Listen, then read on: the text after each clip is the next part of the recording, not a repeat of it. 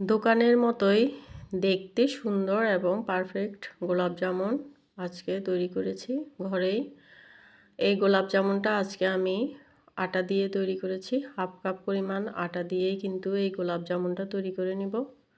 সবাই কেমন আছেন? আসসালামু আলাইকুম।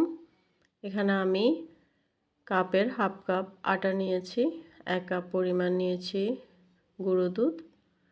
এখানে আমি দুটো এলাচের ভিতরের যে বিচিটা সেটা গুঁড়ো করে নিয়েছি, সামান্য পরিমাণে দিচ্ছি এখানে।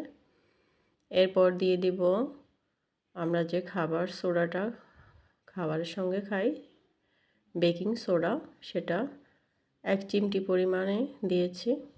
এবার আমি চায়ের চামচের 1 চামচ ঘি এখানে দিয়ে খুব ভালোভাবে এটা আমি সবগুলো উপকরণ একসাথে খুব ভালোভাবে মিশিয়ে নেব।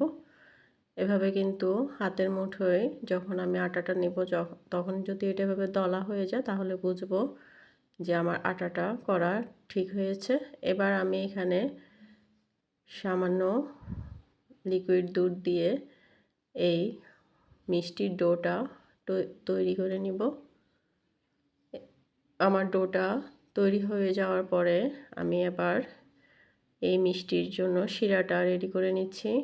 2 কাপ পানি এবং 2 কাপ চিনি দিয়ে আমি এই শিরাটা তৈরি করে নিব।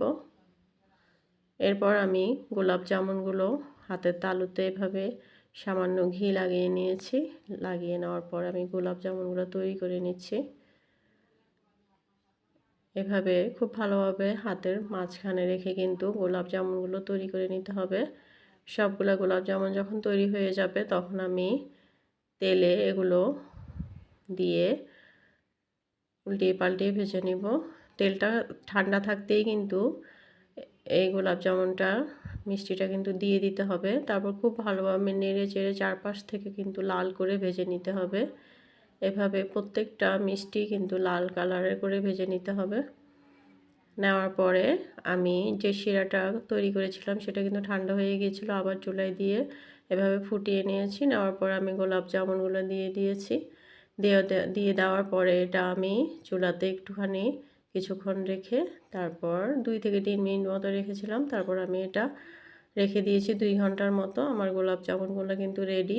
এটা ভেতর থেকে কতটা পারফেক্ট হয়েছে সেটাও আপনাদেরকে আমি দেখাচ্ছি। দেখুন, পুরোপুরি পারফেক্টভাবে কিন্তু গোলাপ জামুনটা তৈরি হয়ে গিয়েছে।